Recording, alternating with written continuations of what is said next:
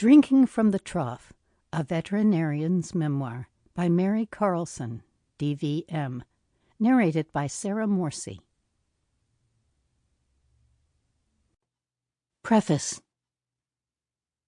As I settle into my office upstairs, fingers ready to tap out my personal stories about animals, people, and myself, Matthew, my orange tabby cat, pads silently into the office.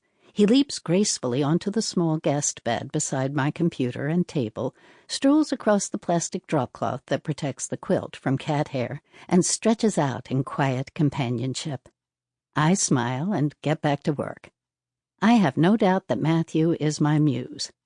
If he isn't here next to me, he's around the corner in the hall, lying beside the door, the tip of his tail twitching in thought. It's comforting to write with him close by. Pages later, I stop and stretch, convincing blood to circulate in my chair-swollen calves, and Matthew is there, purring loudly and giving me the slow blink. That slow blink is a gesture of love and respect unique to cats. It means I'm his trusted friend, as he is mine. I pet him, kiss his forehead, and thank him for staying with me all these years. Years that included a shattered hip, my husband's death, 4 moves in 4 years, a brief foray into law school, and my return to Colorado with occasional winter migrations as a snowbird to Arizona. Matthew was diagnosed with chronic renal failure when he was 15 years old, making our remaining time together even more precious.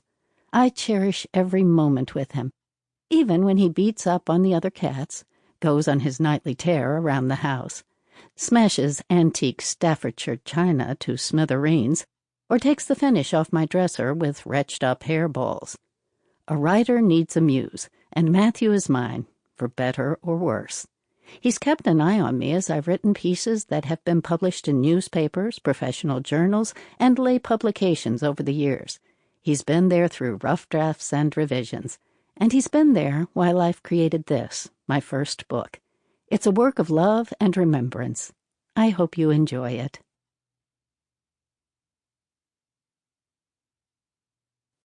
Chapter 1. Cupcake. Out of vet school for barely 2 months, newly licensed and wet behind the ears, I accepted a job offered by my friend Rachel to be a part-time veterinary practitioner at her private clinic. She couldn't pay much, but she promised to train me in the nuances of private practice. And with me on hand, she'd finally be able to take longed-for time off. I'd have to handle some night calls, but that was okay. I was just relieved that I would have a mentor so soon after graduation. As soon as I walked in the door of her clinic, Rachel bombed out to go elsewhere. Not just my first day, but every day I worked. No training in nuances or anything else. Being the only vet on duty was bad enough, but Rachel let her one and only vet tech, the assistant who helps the veterinarian with patients in many different ways, go home at the same time too. I felt utterly abandoned. I was technically qualified to treat sick and injured animals, but being totally on my own, without even a tech to help restrain patients, I was only comfortable with healthy patients coming to the clinic for wellness exams. My first night call was for a house call to a bitch that had just delivered puppies. By the time I got there, the pups were dead. I talked to the client, who turned out to be a friend of my husband, Earl, and then I left. I didn't charge him anything for the house call because I really didn't do anything. Rachel was furious when she found out I hadn't charged him. So furious, I thought she would punch me out. She ranted at me. All calls get at least a night call charge. How was I supposed to know that? This was definitely not the kind of teachable moment I'd expected from a mentor. Maybe taking this job hadn't been such a good idea. Low pay and no doctor present weren't helping me learn what was not taught in vet school.